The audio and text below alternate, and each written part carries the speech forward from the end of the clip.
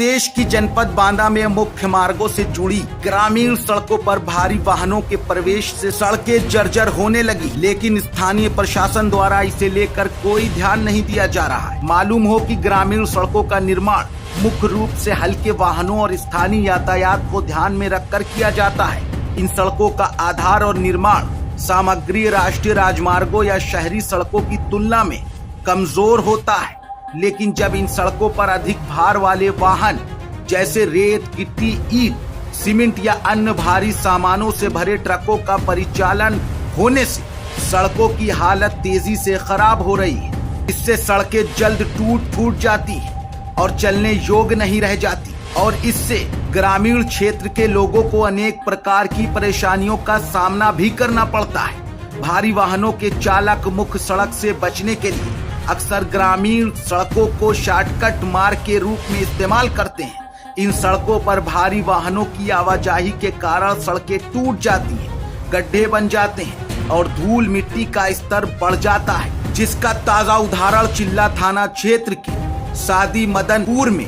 लौमर गांव का है, जहां सड़कों को देखा जा सकता है कि सड़कें पूरी तरह से जर्जर हो रही हैं और सड़कों पर धूल उड़ रही है, जबकि इस सड़क से प्रतिदिन लगातार भारी वाहन गुजरते हैं और कोई रोकने वाला भी नहीं। वहीं ऐसे में पूरे मामले को लेकर 9 PM न्यूज लाइव की टीम ने जब PWD के अधिशासी अभियंता रुपेश कुमार सोनकर से बात करने की कोशिश की तो वो मीडिया के कैमरे से भागते हुए नजर आए और बोले कि हम किसी का आवागमन नहीं रोक सकते, ये काम SDM पैलानी का है। उन्होंने खदान संचालकों से हलफनामा ले लिया है।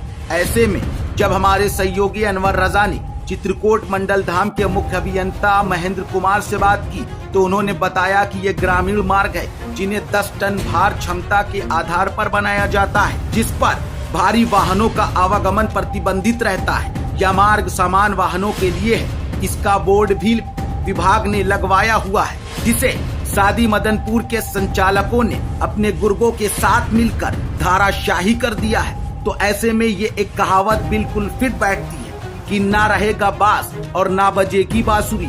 ऐसे में जब हमारे संवाददाता अनवर रजा ने चित्रकूट धाम मंडल बांदा के मुख्य अभियंता महेंद्र कुमार से आगे बातचीत की तो सुनिए उन्होंने क्या कहा। सर, जो ग्रामीण सड़कें हैं, देखिए, जो हम लोग ग्रामीण मार्ग बनाते हैं वो हमारे उस पर वाहनों की चलने की क्षमता 10 टन की होती है। उससे अधिक वाहन उस पर चलते हैं तो सड़क के डैमेज होने की ज़्यादा संभावना रहती है।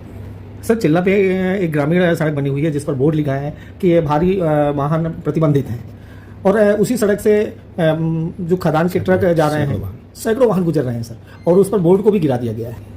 यदि बोर्ड को गिरा दिया गया है तो हम बोर्ड वहाँ पर दूसरा लगवाएंगे और जो आप भारी वाहनों की बात कर रहे हैं इसको हम जिला प्रशासन के सहयोग से उसको जो बंद कराएंगे और जो डैमेज हुई है रोड संबंधित विभाग को की भरपाई के लिए हम उसको सूचना करेंगे। उसके लिए हमें धनराशि दें जिससे कि हम उस रोड को दोबारा रिजनरेट कर सकें। अगर इस तरीके से देखा जाए तो जिस तरीके भारी वाहन चल रहे हैं, 100 टन लेकर के चल रहे हैं, तो रोड तो एक हफ्ते में ही डैमेज हो जाएगी। क्या उस पर उनसे जो लोग चला रहे हैं वाहन अपना, तो क्या उनसे कुछ भरपाई के लिए आपके द्वारा कुछ किया जाएगा?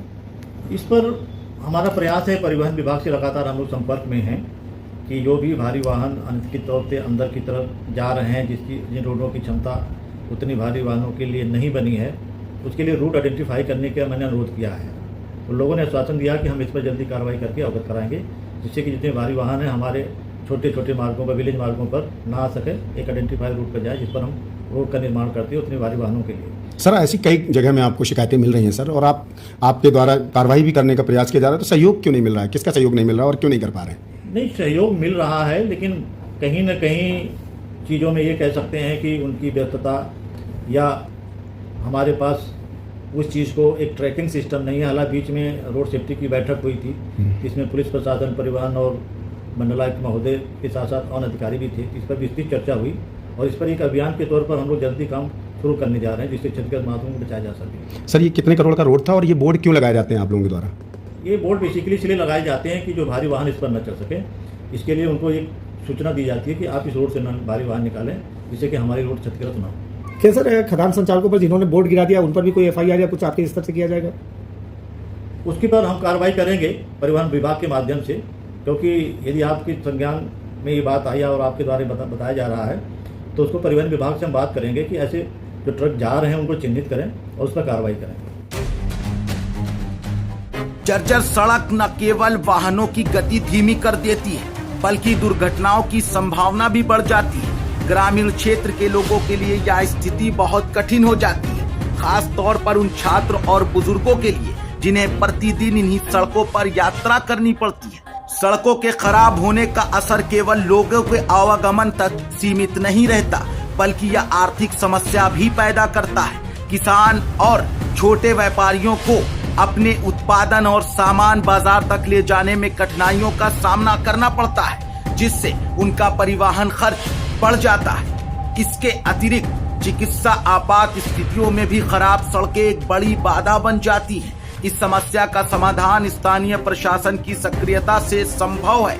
प्रशासन को चाहिए कि वह अधिक भार वाले वाहनों पर सख्त प्रतिबंध लगाए और नियमों का पालन न करने वालों पर भारी जुर्माना वसूले।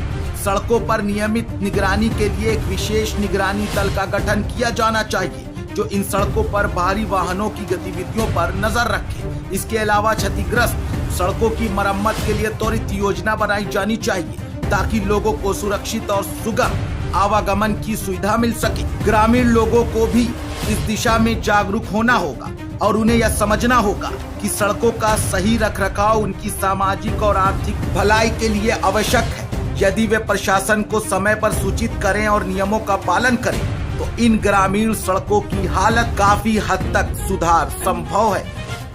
नमस्कार दोस्तों, 9 PM न्यूज़ लाइव में आपका स्वागत है और मैं इस टाइम खड़ा हूँ चीफ ऑफिस के बाहर। जो मंडल के चीफ अधिकारी हैं उनके सामने खड़ा हूँ। बांदा में इस समय एक मामला बहुत सुर्खियों में छाया हुआ है, जहाँ पर PWD का एक बोर्ड लगा हुआ है। उस बोर्ड में लिखा हुआ था कि इस रास्ते से भारी वाहन जाना प्रतिबंधित है। उस रास्ते को बालू माफियाओं द्वारा, वहाँ के जो माफिया हैं उनके द्वारा उस बोर्ड को तोड़ दिया गया। ना रहेगा बांस, ना बजेगी बांसुरी। हालांकि उस रोड में जो लगा बोर्ड था वो रास्ते का कांटा बन रहा था, क्योंकि जितने भी परिवहन उस रोड से जा रहे थे और उस पर नज़र पड़ रही थी, जो जागरूक लोग हैं वो साफ तौर पे मना कर रहे थे कि हम इस रोड से नहीं जाएंगे। तो माफियाओं द्वारा इस रोड को पूरी तरह से चौपट कर दिया गया है। इस रोड में लगा बोर्ड पूरी तरह से नस्तो नाबूद कर दिया गया है। इस बात को लेकर जब हम लोग एक्शन साहब के पास, सोनकर जी के पास पहुंचे तो वो बिल्कुल से बौखला गए। उन्होंने साफ तौर पर इनकार कर दिया कि क्या मैं किसी का परिवहन रोक दूंगा। इसके मामले में उन्होंने साफ तौर पर कहा कि SDM पहलानी जाने और वो बालू माफिया सत्तार और अंसार भाई जाने।